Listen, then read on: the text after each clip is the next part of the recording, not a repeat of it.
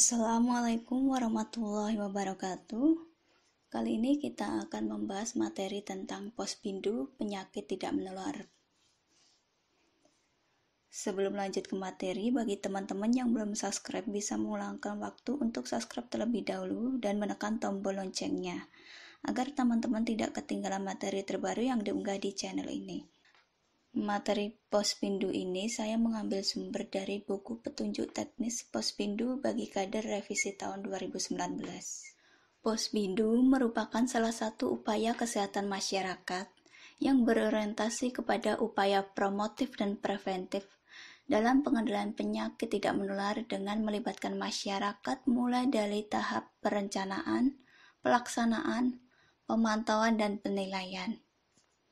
Masyarakat dilibatkan sebagai agen perubahan sekaligus sumber daya yang menggerakkan posbindu sebagai upaya kesehatan berbasis masyarakat yang diselenggarakan sesuai dengan kemampuan dan kebutuhan masyarakat. Untuk manfaat dari posbindu itu sendiri yaitu yang pertama, membudayakan gaya hidup sehat dengan perilaku cerdik. C. Singkatan dari cek kondisi secara berkala. E. Enyahkan asap rokok. R. Rajin aktivitas fisik. D. Diet yang sehat dengan kalori seimbang. I. Istirahat yang cukup. Dan K. Kelola stres. Yang kedua yaitu manfaatnya mawas diri. Faktor risiko PTM yang kurang menimbulkan gejala secara bersamaan dapat terdeteksi dan terkendali secara dini. Yang ketiga yaitu metodologis dan bermakna secara klinis, yaitu kegiatan dapat dipertanggungjawabkan dan dilaksanakan oleh kader khusus dan bertanggung jawab yang telah mengikuti pelatihan metode deteksi dini, minimal sudah dilatih dari puskesmas pembinanya. Yang keempat yaitu mudah dijangkau, karena diselenggarakan di lingkungan tempat tinggal masyarakat atau tempat kerja dengan jadwal dan waktu yang telah disepakati. Yang kelima yaitu murah, dilakukan oleh masyarakat secara kolektif dengan biaya yang disepakati atau sesuai kemampuan masyarakat. Untuk kesiapan pelaksanaan posbindu, tujuan utama kegiatan posbindu PTM adalah untuk meningkatkan peran serta masyarakat dalam pencegahan dan deteksi dini faktor risiko PTM. Oleh karena itu, sasarannya cukup luas, mencakup semua masyarakat usia 15 tahun ke atas, baik dengan kondisi sehat, masyarakat berisiko maupun masyarakat dengan kasus PTM. Untuk waktu penyelenggaraannya yaitu frekuensi pelaksanaan posbindu dilaksanakan minimal 1 kali dalam 1 bulan. Waktu pelaksanaan disepakati bersama masyarakat setempat dan dapat diinformasikan beberapa hari sebelumnya.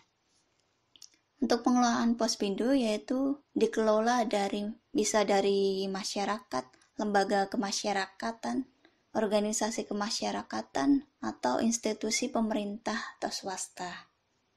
Untuk pelaksana posbindu yaitu kader yang memiliki kriteria bisa membaca dan menulis, mau dan mampu, serta terlatih bersertifikat, minimal mendapat surat keterangan sudah dilatih dari puskesmas pembinanya. Untuk sarana dan prasarana yaitu diselenggarakan pada tempat yang mudah dijangkau dan memiliki lingkungan yang bersih. Sarana pendukung kegiatan posbindu, kelengkapan paling tidak tersedia, tensimeter, glukometer untuk ukur kadar gula darah, timbangan berat badan, alat ukur tinggi badan, serta pengukur lingkar perut. Di samping semua alat itu juga dibutuhkan buku pemantauan peserta yang dapat dibawa pulang oleh peserta posbindu dan buku pencatatan atau buku register sebagai dokumentasi dan nantinya akan dilaporkan kepada puskesmas. Bagi posbindu yang memiliki kemampuan lebih dapat menambahkan sarana berupa selain 5 alat tadi juga bisa dapat menambahkan alat pengukur kolesterol, pengukur tajam penglihatan, serta pengukuran tajam pendengaran. Di posbindu juga terdapat bahan habis pakai seperti sarung tangan, strip tes gula darah sewaktu, kapas alkohol, jarum khusus atau lancet, kotak limbah benda tajam atau safety box. Pelaksanaan kegiatan posbindu yaitu ada 5 tahap, Tahap pertama yaitu registrasi dengan pengisian NIK, biodata, pencatatan, dan pelaporan hasil. Tahap kedua yaitu wawancara faktor risiko PTM, baik dari diri sendiri maupun pada keluarga. Tahap ketiga yaitu pengukuran tinggi badan, berat badan, lingkar perut, dan menghitung IMT. Dengan rumus IMT yaitu berat badan dalam kilogram dibagi tinggi badan kuadrat dalam meter. Indikator IMT seperti tabel. Untuk tahap keempat yaitu pemeriksaan tekanan darah dan gula darah sewaktu. Untuk tekanan darah dapat dilakukan setiap bulan, dan untuk pemeriksaan gula darah bagi yang sehat minimal 1 tahun 1 kali. Bagi obesitas bisa 1-2 kali dalam 1 tahun. Untuk mengetahui obesitas atau tidaknya tadi dilihat dari perhitungan IMT tadi. Untuk tahap kelima yaitu identifikasi faktor risiko sesuai dengan pengukuran dan pemeriksaan tekanan darah dan gula darah tadi, serta diedukasi sesuai dengan hasil pemeriksaan. Jika dalam keadaan sehat, maka perlu dipertahankan dan ditingkatkan lagi kesehatannya. Untuk tahap kelima yaitu penilaian faktor risiko PTM. Terdapat beberapa penilaian faktor risiko PTM, diantaranya yaitu faktor risiko kurang makan buah dan sayur, kurang aktivitas fisik, kebiasaan merokok, beralkohol, perhitungan IMT, pengukuran lingkar perut, tekanan darah, gula darah, dan kolesterol darah. Selain penilaian faktor risiko, di tahap 5 juga diberikan konseling sesuai dengan hasil pengukuran dan pemeriksaan.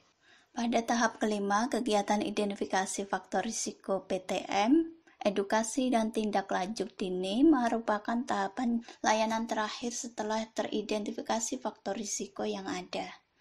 Pengendalian faktor risiko PTM tidak selalu harus dilakukan dengan obat-obatan. Pada tahap ini, kondisi faktor risiko PTM dapat dicegah dengan mengendalikan faktor risiko dan berperilaku hidup yang sehat seperti berhenti merokok, diet seimbang, rajin beraktivitas fisik, pengelolaan stres, dan lain-lainnya. Edukasi dilakukan oleh kader Posbindu untuk meningkatkan pengetahuan dan kemampuan masyarakat dalam mengendalikan faktor risiko PTM. Dan selanjutnya setelah dilaksanakan Posbindu yaitu dilakukan pencatatan dan pelaporan. Kader melakukan pencatatan hasil kegiatan Posbindu pada 2 tempat, yaitu di buku pemantauan atau monitoring yang akan dibawa pulang oleh peserta Posbindu, dan juga di buku register yang akan disimpan di Posbindu. Setelah mencatat hasil pelaksanaan Posbindu, maka kader akan melaporkan hasil kegiatan Posbindu ke Puskesmas. Ini adalah gambaran dari sistem informasi manajemen PTM di Posbindu, yaitu setelah mencatat hasil dari kegiatan di buku monitor dan register, maka akan dilakukan laporan bulanan. Dengan laporan memuat berapa persen desa kelurahan berposbindu, jumlah orang yang di screening, cakupan pemeriksaan IMT, pemeriksaan tekanan darah, glukosa darah, berapa orang yang merokok, dan lain-lainnya. Untuk alur kegiatan posbindu, gambarannya yaitu dari meja pertama sampai kelima. Meja pertama yaitu pendaftaran, meja kedua wawancara, meja ketiga yaitu tadi pengukuran tinggi badan, berat badan, dan IMT. Meja keempat yaitu pemeriksaan tekanan darah, gula darah, kolesterol, dan lain-lain.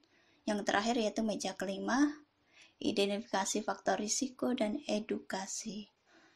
Selanjutnya yaitu tahap monitoring dan evaluasi.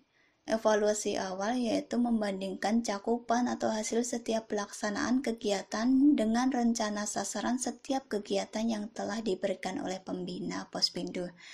Yaitu hasilnya nanti akan dibandingkan dengan sasaran yang diberikan oleh pembina Posbindu sebelumnya di awal tahun. Untuk monitoring dilakukan dengan memakai form monitoring dan evaluasi pencegahan dan pengendalian penyakit tidak menular. Dan evaluasi dilakukan dengan tujuan untuk mengetahui sejauh mana tingkat perkembangan kegiatan Posbindu dalam penyelenggaraannya, sehingga dapat dilakukan pembinaan. Strata Posbindu ada 4, Di antaranya yaitu Pratama, Madya, Purnama, dan Mandiri. Dengan indikator frekuensi pertemuan, kehadiran kader, pelayanan kesehatan meliputi cakupan penimbangan, cakupan pemeriksaan laboratorium, cakupan pemeriksaan kesehatan, termasuk pengukuran tekanan darah, status fungsional dan mental, cakupan penyuluhan, senam lansia, kegiatan sektor terkait, serta pendanaan kegiatan berasal dari masyarakat. Demikian pemaparan materi tentang Pospindu, semoga bermanfaat untuk teman-teman. Jika ada kesalahan saya mohon maaf. Akhir kata, wassalamualaikum warahmatullahi wabarakatuh.